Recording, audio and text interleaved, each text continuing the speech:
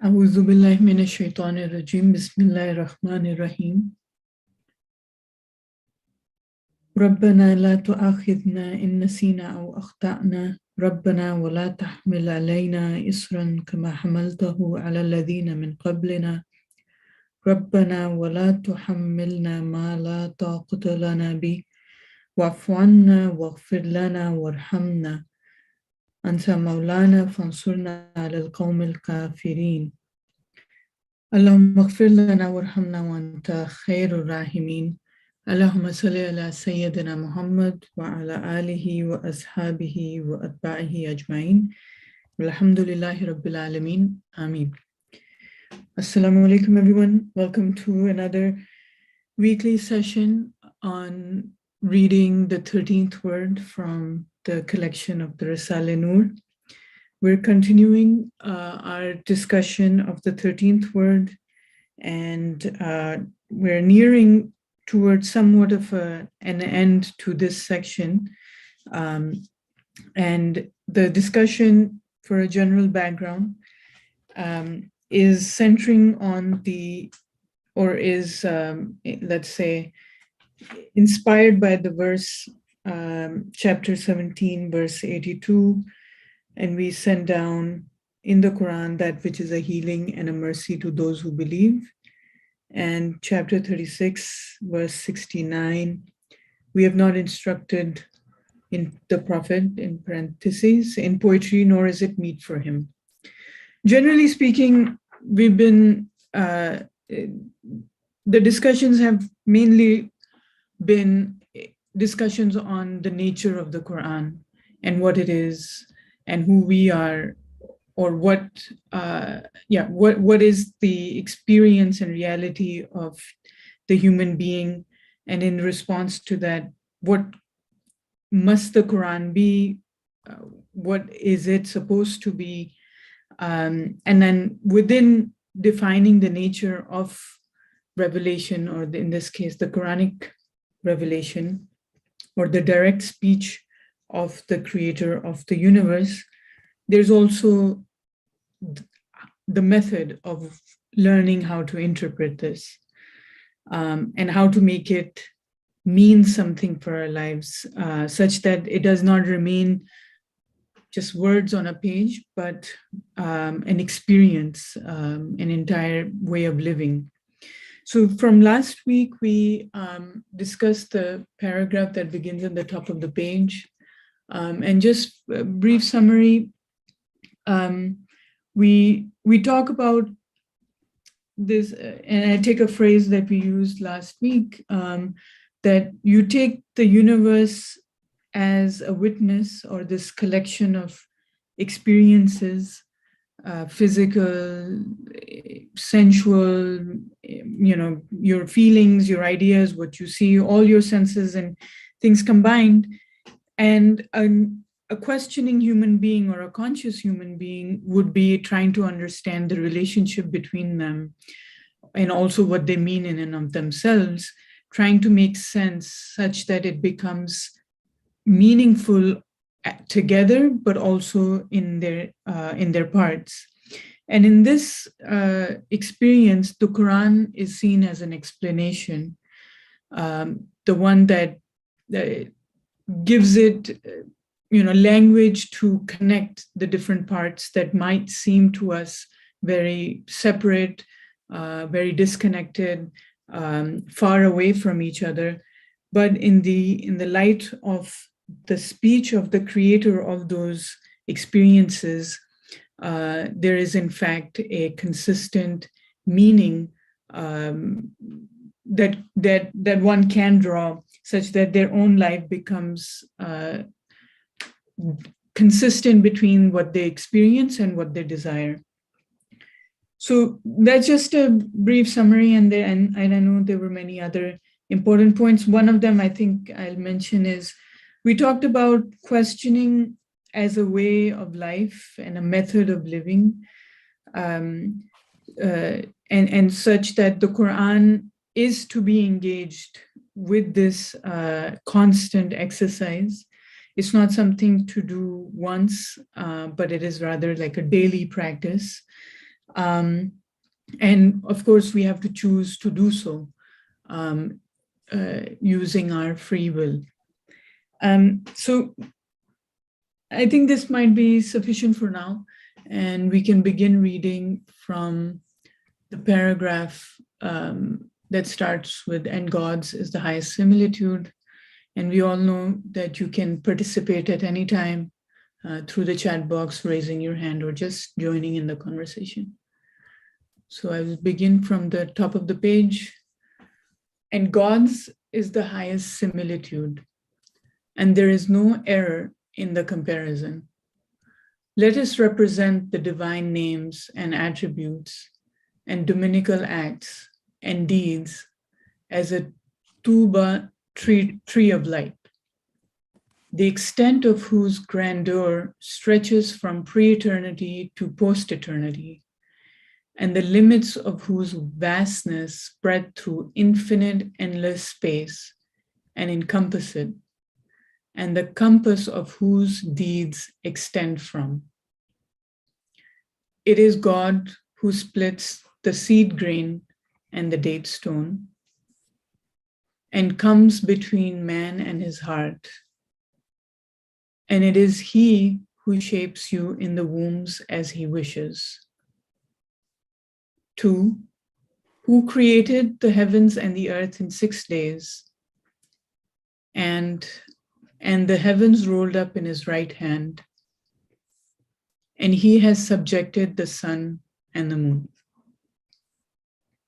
So I think there's another paragraph that starts, so we can go through this one before reading on.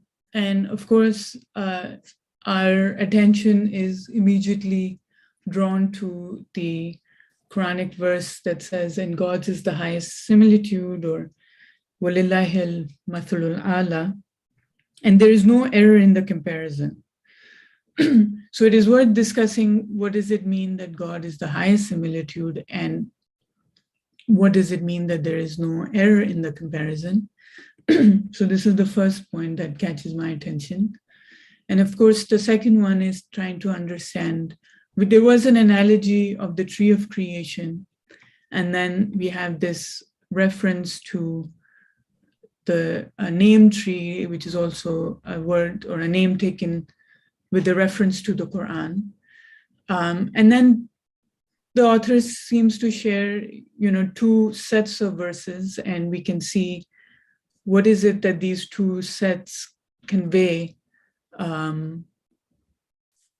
with regard to what we're discussing. But also, even if we just compare this set of verses with these, what is it to do with God is the highest similitude? And I think I'm seeing a connection in these verses and the point up here. So very simply, I understand that, and obviously at any point, feel free to jump in to what you also understand. But very simply speaking, "And God's is the highest similitude," in a short phrase, is speaking to the absoluteness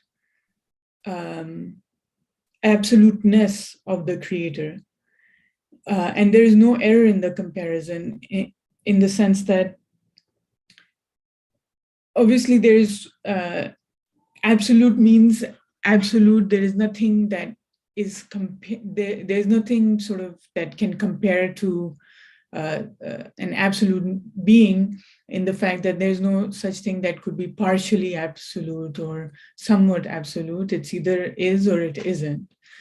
And in the context of, I'll relate to the verses already, but in the context of this this verse of "It is God who splits the seed grain and date stone," and all these 3 verses to me are give me a sense of the minute and intricate detail in which one can observe the absolute nature of a creator.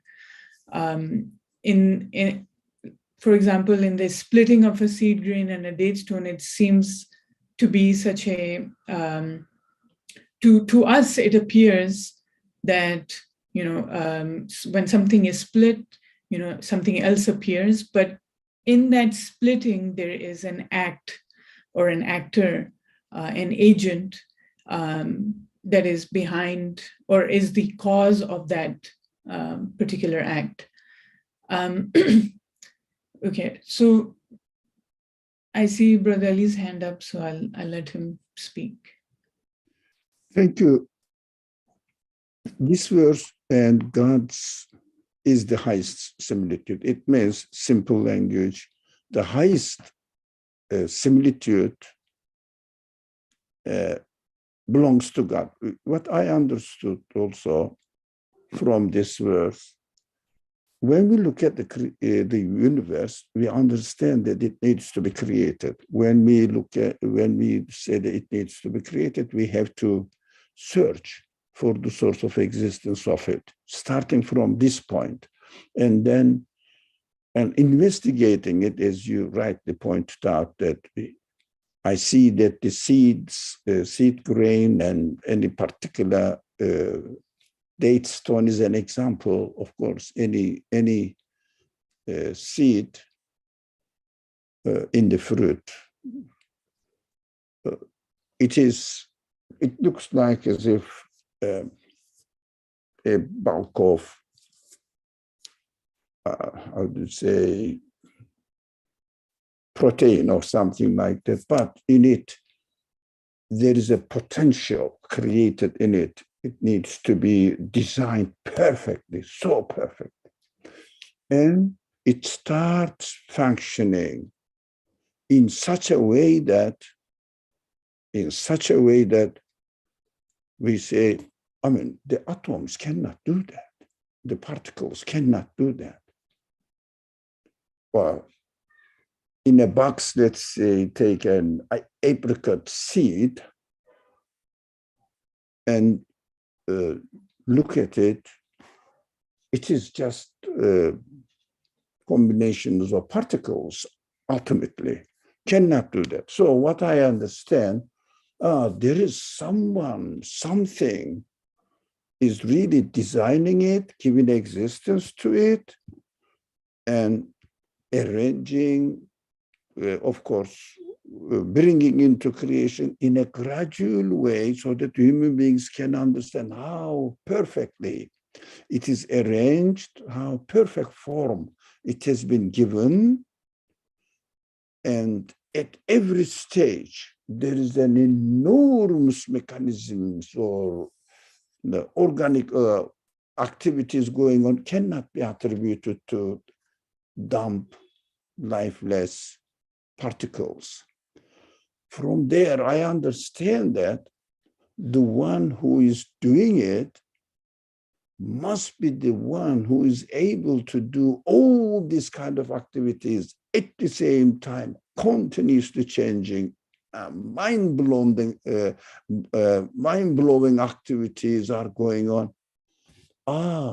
When I look at the universe as it exists and coming into existence now, I conclude that the one who gives existence to this universe must be the absolute one, infinite one, and cannot be describable within the universe. As a result of this, I say all the universe is just an example demonstrating its qualities and letting me understand that the one who creates it, all the universe points to it, all activities individually, collectively point to it. It must be beyond any comparison. The similitude, any comparison. I cannot compare his being with anything of this universe. That's what I understood from this verse. And related to the examples, and the second example of the verses, the one who creates, who is the source of existence of universe, comes between man and his heart. It means he doesn't only know that how to create, how to make, but also in material side of the things. For example, my feelings within myself. I have no material means for it, but I know something is going on. The one who created me must be the one who gave me this ability to know it.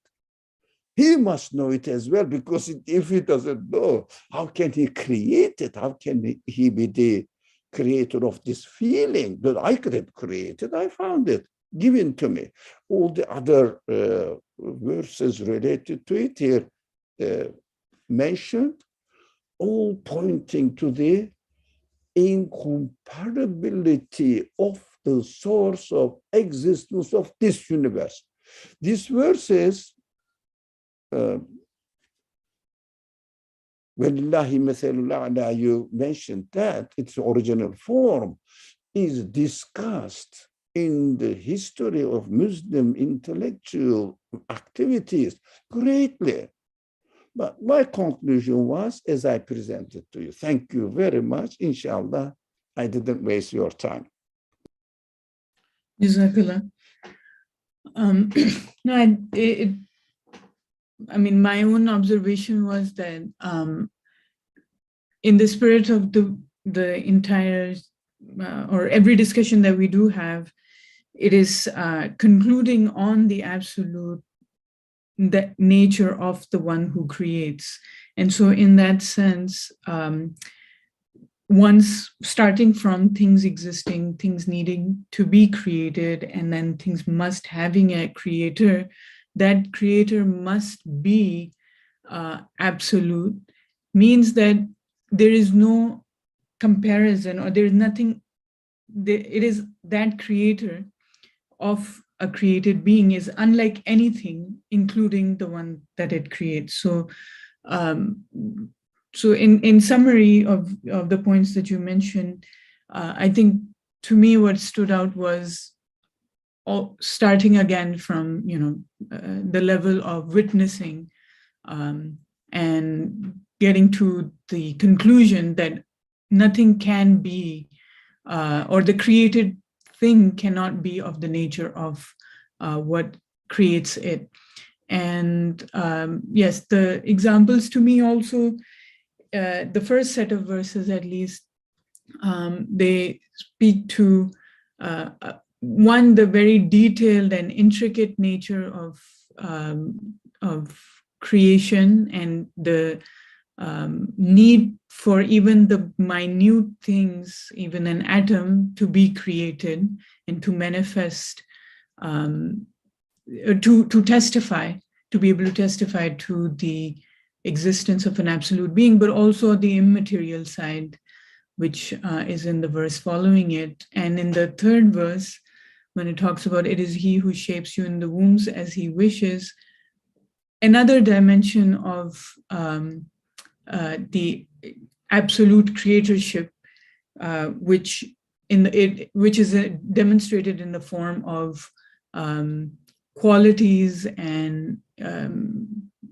things that, again, that have to do with form and image, and perhaps even another side of, I guess, immaterial side of creation. So thank you for clarifying your understanding. Okay, so moving to the next part of this paragraph, when it talks about, let us represent the divine names and attributes and dominical acts and deeds as a tuba, tree of light. And so this tree reminds you of the comparison that was made last week. And of course, in this, when talking about this absolute being, and that if every grain, seed, atom, feeling, experience is demonstrating the existence or the necessary existence of an absolute creator, then so is no limit to the manifestations of this divine being.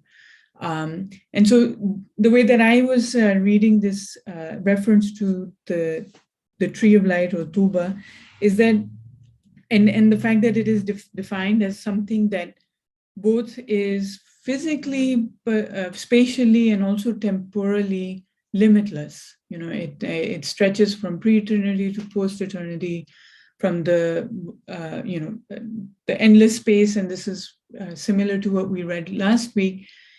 To me, it represents, or I understood it in two ways. One is that the physical manifestation, or the physical manifestation of an absolute being, from our perspective, must be also limitless. You can't put a beginning or an end to it within even our own experiences.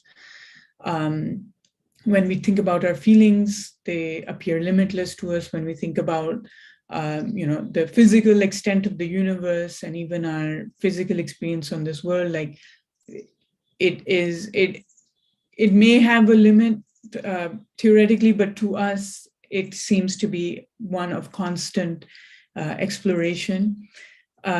Two, what it also represents to me is this, the fact that it is a manifestation of this absolute being.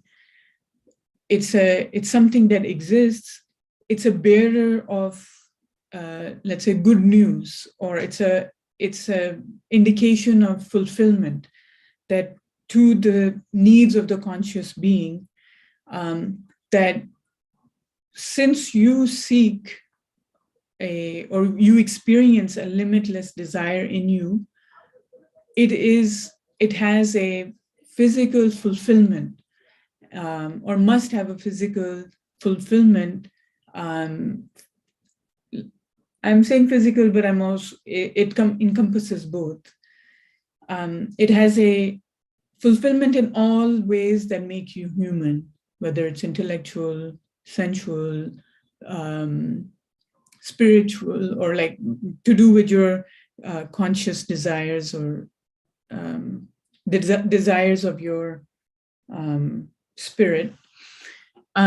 So that's what I understand from the Tuba tree, that it is, it represents, its existence represents good news to me, or to my conscious being, that whatever that I do desire has a way of being fulfilled. And it is represented in the fact that this creator must manifest his qualities and attributes in some way in which I will be able to experience them. Brother Ali, go ahead. Thank you for pointing out important matters to be discussed.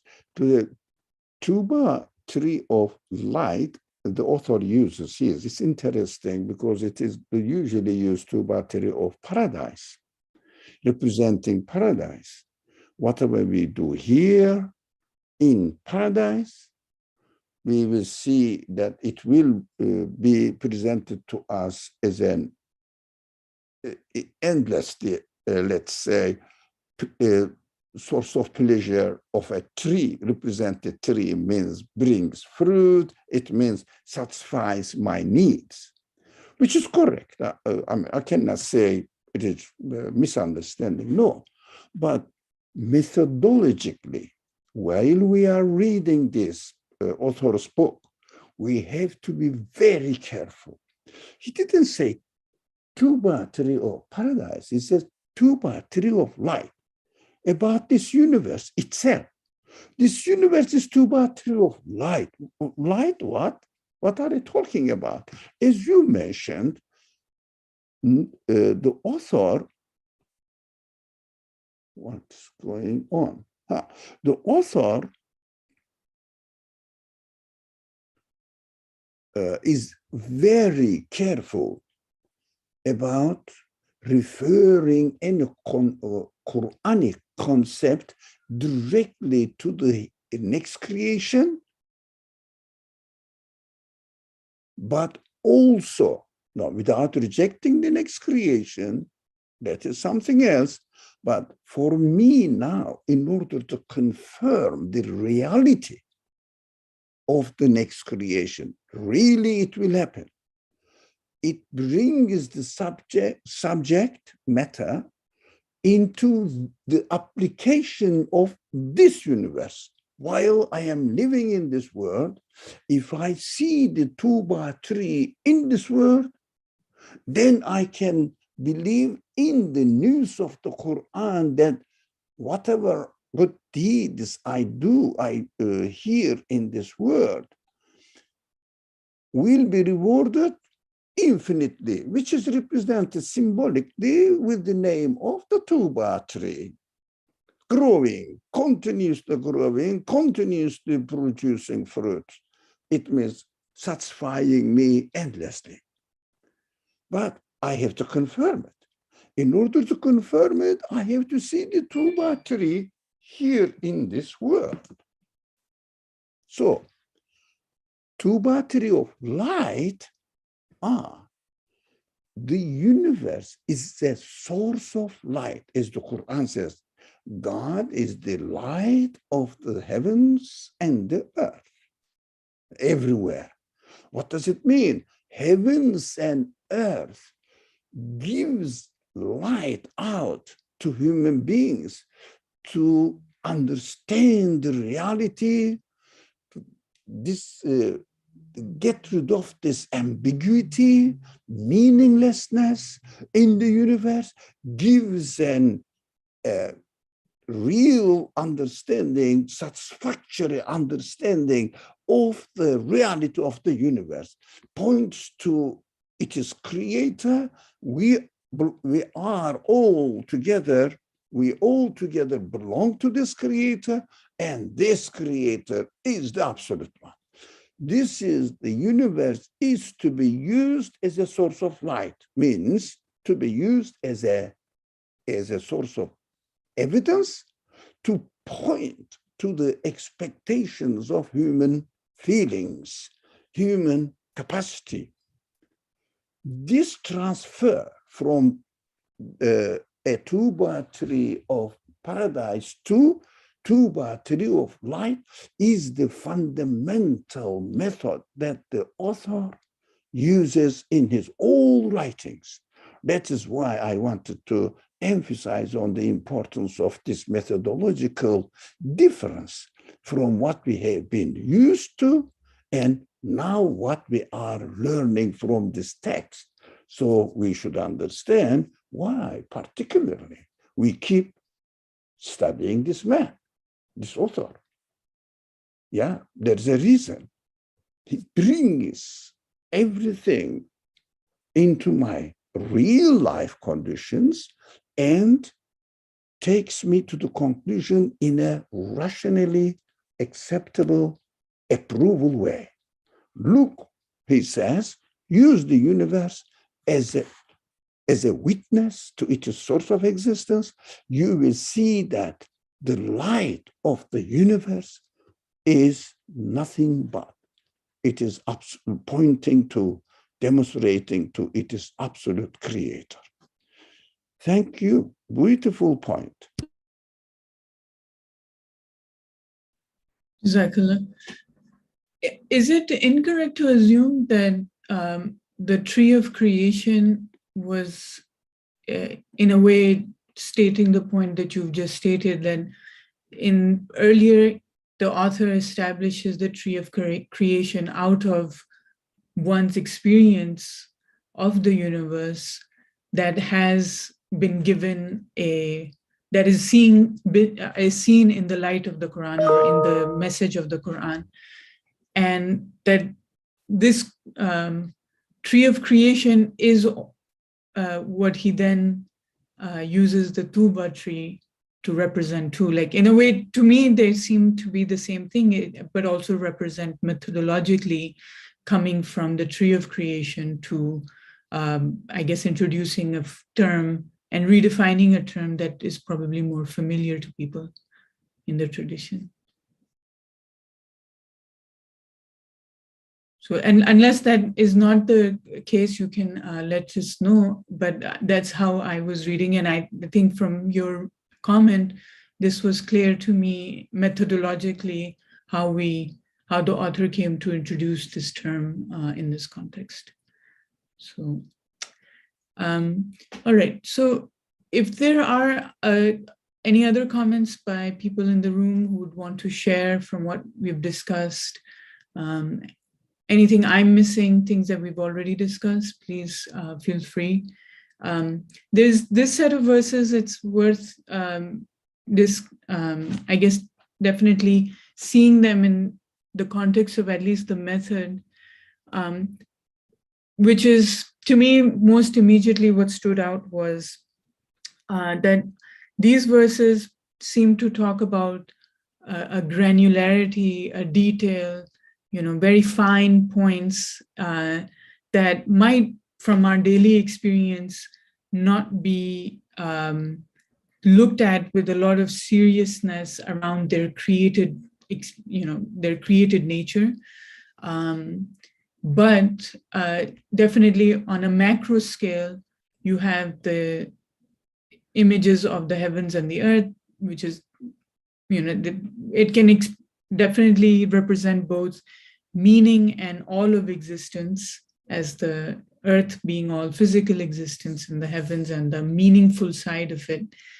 And the images of, or the, let's say, the claim here of the heavens rolled up and the sun and the moon, that those phenomena that for us are, that we see as being on a larger scale, also are equally representative of the absolute creatorship of those events. And so one can come to the same conclusion of that the creator must be nothing like its what it creates, from seeing something as small as a seed grain or a date or whatever seed, let's say, to looking at something as grand and mighty as the sun and the heavens, or anything that we can imagine in our physical experience. So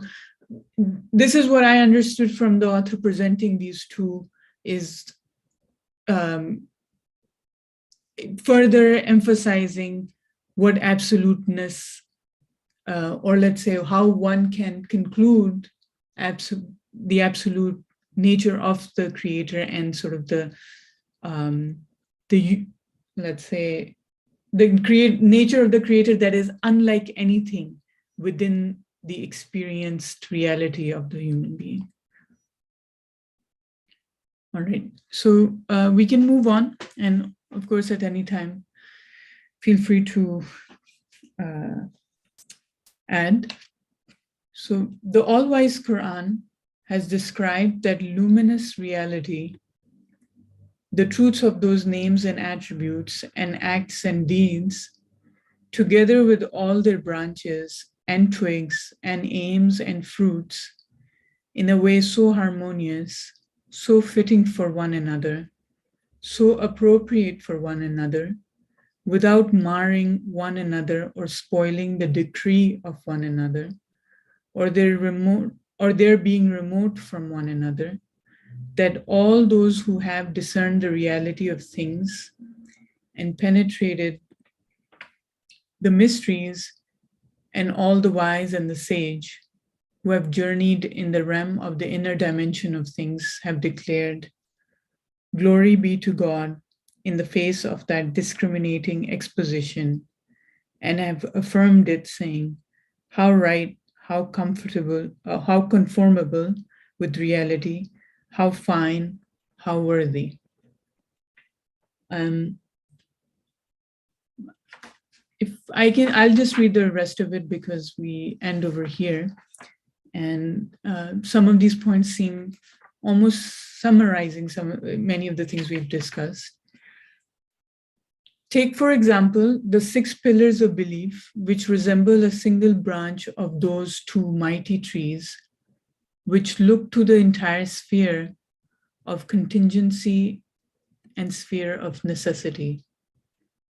It depicts all the branches and boughs of those pillars, even the farthest fruits and flowers, observing such a harmony and proportion between them, and describes them in a manner so balanced and illustrates them a way so symmetrical that the human mind is powerless to perceive it and stands astonished at its beauty. And the proof that a beauty of proportion and perfect relation and complete balance have been preserved between the 5 pillars of Islam, which are like one twig of the branch of belief, down to the finest details, smallest point of conduct, further aims, most profound wisdom, and most insignificant fruits, is the perfect order and balance and beauty of proportion and soundness of the greater Sharia of Islam, which has emerged from the decisive statements, senses, indications, and allusions of the comprehensive Quran. They form an irrefutable and decisive proof and just witness that cannot be doubted. This means that the expositions of the Quran cannot be attributed to man's partial knowledge, and particularly to the knowledge of someone unlettered. They rest rather on a comprehensive knowledge and are the word of one able to see all things together and observe in one moment all truths between pre-eternity and post-eternity. The verse, praise be to God who has revealed to his servant the book and has allowed no crookedness therein, concerns this fact. Okay, so before we read the ending, we will,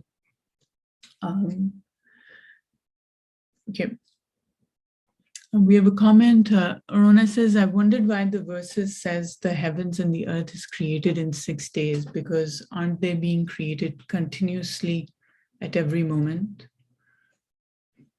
Yeah, you're right in saying that they are being created continuously. What I understand from, one thing that I understand is that the Quranic vocabulary of, let's say, days is not to be understood strictly in the way that we understand days as a 24-hour period of light and darkness, but it is, yes, it's speaking to some sort of experience of time. But I've also understood this particular verse to speak of different layers or gradations of being or existence, which may not necessarily be limited to our conception of a day. So yeah, that's how I understand to read 6 days as a number, thinking about it as a variation and gradation of being, of layers that are possible within it, or within the experience of the heavens and the earth. And if other people have more thoughtful comments on this one, I would appreciate it. And Arona, you're welcome to also reflect. Brother Ali, go ahead. Very briefly, first of all, for example, look at our existence. My body has different layers: bones, blood, marrows, nerve system, digestion system, reasoning, intellectual capacity, comprehension, consciousness, feelings, all kinds of feelings. So I cannot say that I am as I am like this. Well, not as a simple matter. Universe is the same. 6, of course, any number, as our friend Farah explained, any number or figure just draws the attention of human capacity. Think about it, to layer upon layer upon layer, different layers of creation. So you can see that the universe has matter, universe has form, universe has beauty, universe, every being in the universe has purpose, wisdom, mercy, justice, layers and layers and layers of manifestations of the qualities are there. So think about it. And also don't think that the one who gave existence to this universe only created what our telescopes can see, what we say the sky. There are many other, for example, meaning of the universe, representation of the meaning of the universe. How do they really communicate with me? I wonder. They respond me back. I want to taste and enjoy my life. They provide it. It is just arranged in such a way. 6 days or 6 moments, or these are just, don't look at the universe. It's a matter, very simple, coming into or being existent there by itself. Don't be that simple, it means. That's what I understand. You can see many aspects of it. Thank you. Jazakallah. I think it's an interesting point where in the Quranic terms, whenever there is something that, like for example, in 6 days, or there are many other examples where something seems very like particular, to take it as, to stop there and think like, no, I think we need to think about this further rather than taking it as it is. So this is a good example of this expression, that it is just asking us, or one way to think about it is an invitation or an indication, pointing us to think and reflect deeper on the nature of creation. So thank you for sharing that. So coming back to the paragraph, this paragraph and moving into the other one, if I were to summarize, the first thing that came to my mind was that, and we discussed this in previous sessions, but one of the main things that comes to my mind is that the all-wise Quran has described that luminous reality, and it goes to describe how, for when we do observe, and from just an level of witnessing and experiencing, we do observe in order mechanisms, a process, organization, from from a cellular level, if you want to take it, to a cosmic level, where everything is very precise. And the most common example that people will obviously give is, like all the planets, at least in our solar system, seem to be perfectly orbiting each other without crashing into each other, for example. And so there are some of these observations that if someone were to just look at the universe as it is, without the concept of revelation at this moment, there is a order, a harmony, a precision, a perfection in which things have their unique, they maintain their unique role and purpose and function, and in conjunction with everything around it, no matter what, how we see, for example, even something like water is able to be consumed by so many different beings, represents this idea of harmony and difference all at the same time. And that all of this seems to be functioning in a way that does not spoil or disrupt the overall functioning, let's say, that we observe in the universe. So all of that is very easy to conclude, to say, the example we give all the time of the building or the book, to read a sentence, it's very easy to conclude that, yes, this must be written by someone who has the power over language and understands their audience and can put these words together.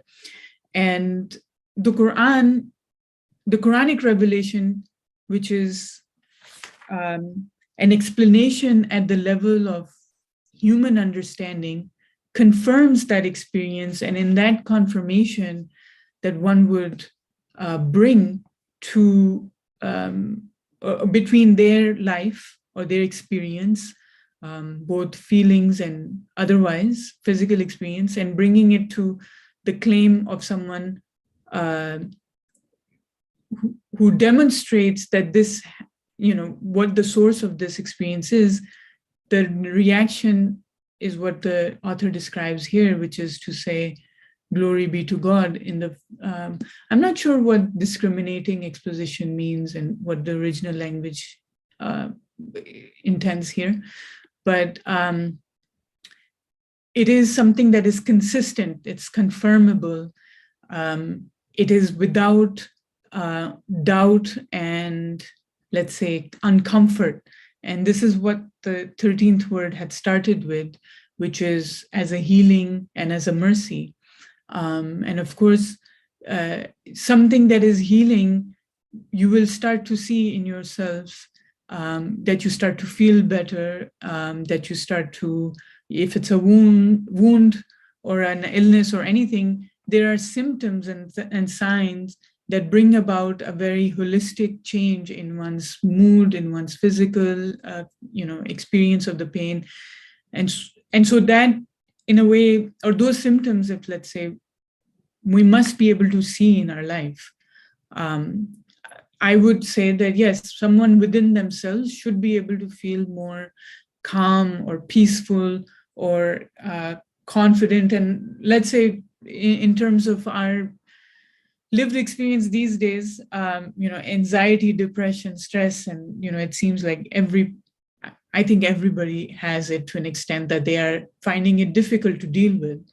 And so if one were to use a method that, brings together their experience of reality and their honest experience and serious experience of reality with something that gives it an explanation that makes it make sense as a whole, both in terms of how things relate to each other, but also how things exist within this universe itself, then yes, one should expect the indication to be that that they feel confident or calm or at peace and not anxious, let's say, as a result of the conclusion. So to me, those are probably going to be some of the signs that you are benefiting from the healing message and claims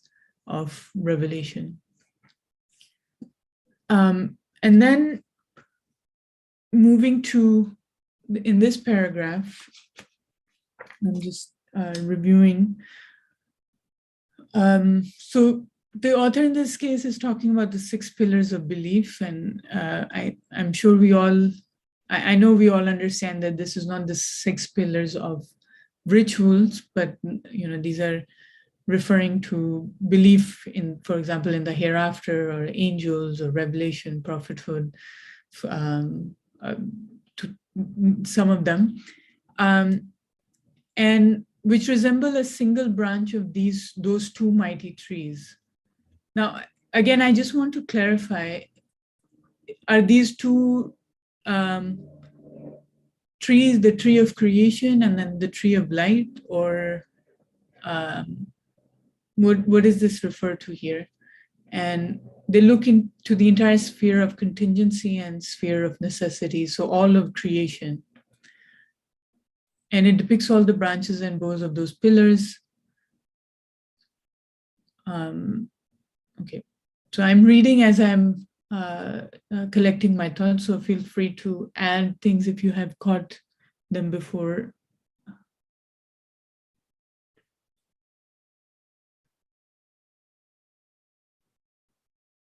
If there are any new points that attract your attention as opposed to seeing this as a summary, because this is the end of the first station, I guess, of the 13th word.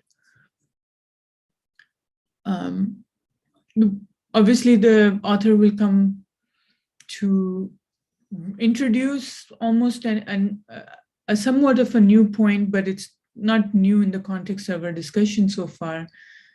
And we discussed it in great length about in the 12th word, which is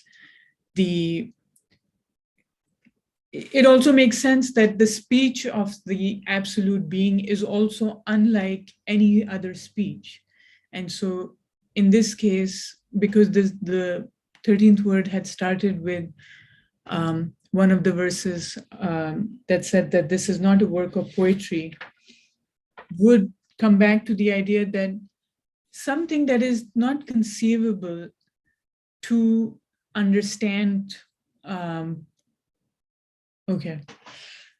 something that's not conceivable to the human being. Like, for example, if you talk about just from an experience of witnessing, the example that the author had given, you might see without seeing the image of a tree, and if you don't understand the things, all what you see is like these disconnected things. There you see a branch, maybe you see a fruit, maybe you see a leaf.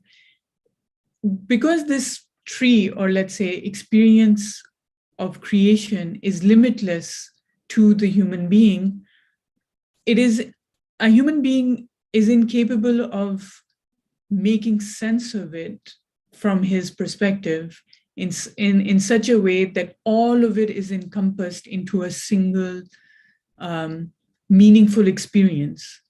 And so giving this a limitless experience a concise and comprehensive and consistent meaning is not then the ability of a human being to be able to, for him to be able to do so. And so, and especially as he says, particularly to the knowledge of someone unlettered.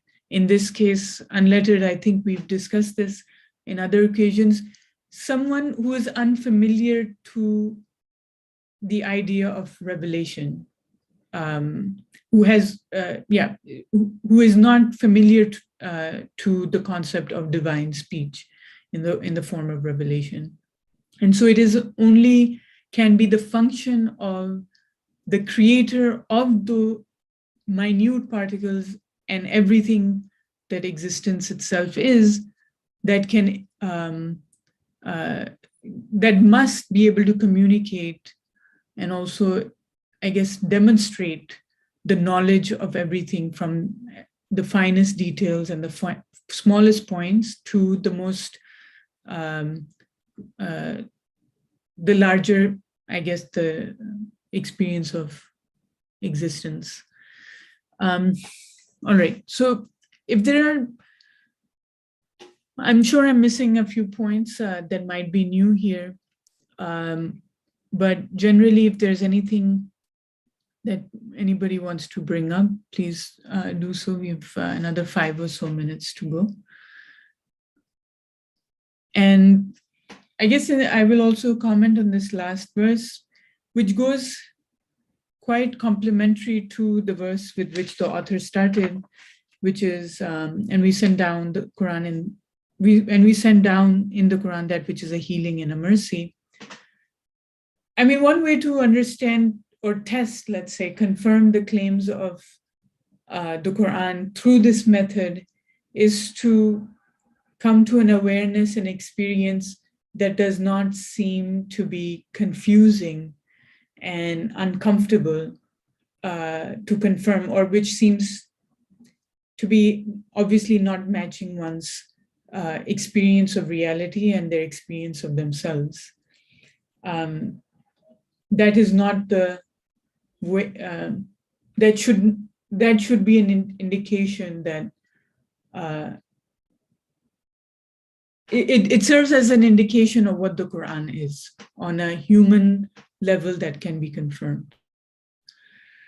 Okay, with this, and if I can say this prayer that the author has written in the end, and then we can have a few minutes to tie up any loose ends before we begin the next section for next week. O God, O revealer of the Quran, for the sake of the Quran and for the sake of the one to whom you reveal the Quran, illuminate our hearts and our graves with the light of belief and the Quran. Ameen, O one from whom help is sought. Brother Ali, go ahead. For the last 3 minutes, maybe 2. So I just wanted to make a point about the verse. Praise be to God who has revealed to his servant the book and his allowed no crookedness therein. So how can I know that there is no crookedness therein in the Quran? Because there are many, many different claims. Of course, we have been acquainted with the method that we can use ourselves, we can use the universe as witness to the speech of the Creator, who has no crookedness in the creation. So the one who explains the reality of this universe should have in his speech no crookedness. This communication between the universe and the content of the Quran must be in a way that one of them is witness, the other one is the witnessed. So if you look at the universe is the witness to the speech of the creator of the universe, which is here the book, revealed to human beings, to the prophet, and then to us, of course. And also, when we look at when we read the book, start reading the book, we have to bear in mind that it is the speech, explanation of the creator of the universe and giving the guidance how I should utilize the universe in order to confirm it. They work both sides together. We have to always keep in our mind. So how can I know there is no crookedness? Because there are many strange, unacquainted information given to me. For example, the existence of angels, existence of the hereafter, the existence of it is created. How can I know them? So we have to go back to the universe and see, is there any crookedness in the universe where it doesn't really match the rest of the thing? There is something not really harmonious with the rest of the universe. Something really looks so strange, so odd, looks so odd in the creation of the universe.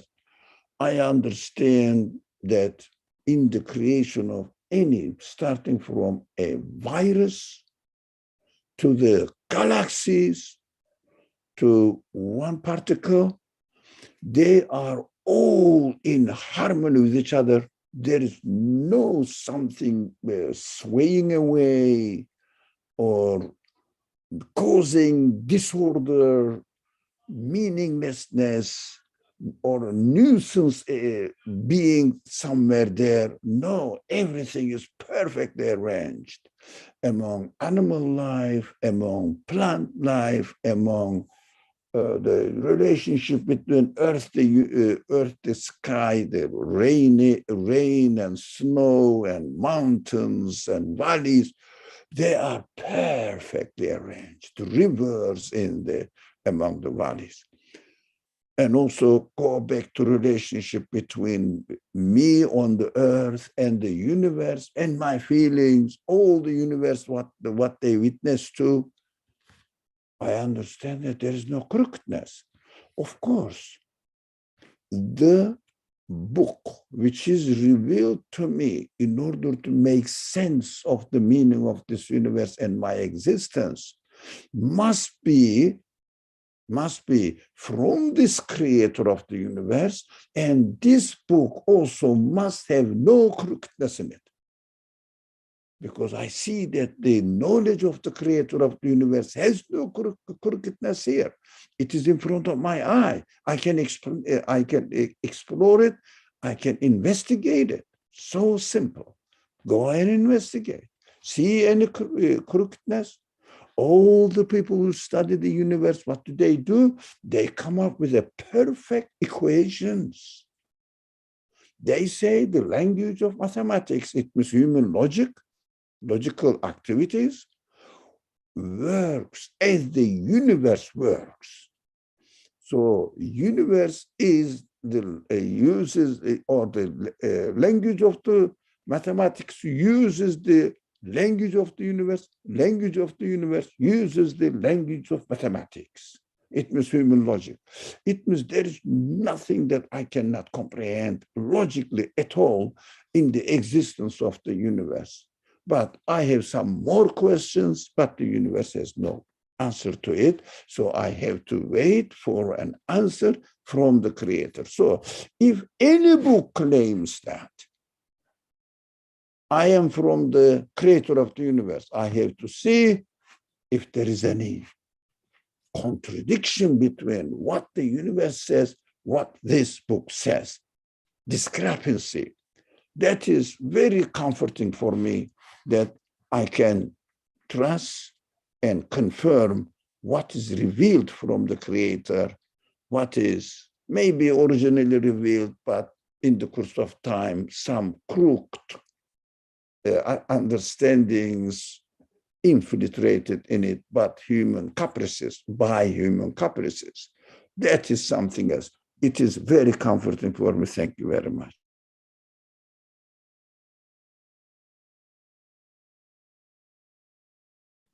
Jazakallah. I think this ends on a note from the previous section, or just generally like a main theme in our discussions of the Quran, the written, let's say, the one in language as the verbal speech, and existence as the silent speech. And the point was important and noted that if there is no if one observes any crookedness or any inconsistency in the universe, that would also be reflected in this speech, and vice versa. So one way to confirm, as I was mentioning, it was more of an internal feeling based, I guess, way of confirming, but another way of confirming is also seeing, observing, questioning, studying the experience, the human experience, and seeing whether or not, what qualities it demonstrates, and then seeing if those qualities are confirmed and claimed by the author of the verbal speech, which is the Quran itself. So with that, we will end for today, and inshallah next week start a new section. So I will conclude with the dua. Bismillah ar-Rahman ar-Rahim. Subhanaka la ilma lana illa ma 'allamtana innaka antal alim al-hakim, wa akhiru da'wahum anil hamdulillahi rabbil alamin. Bi hurmati sirri suratul Fatiha. Jazakallah. Assalamu alaikum wa rahmatullahi wa barakatuh.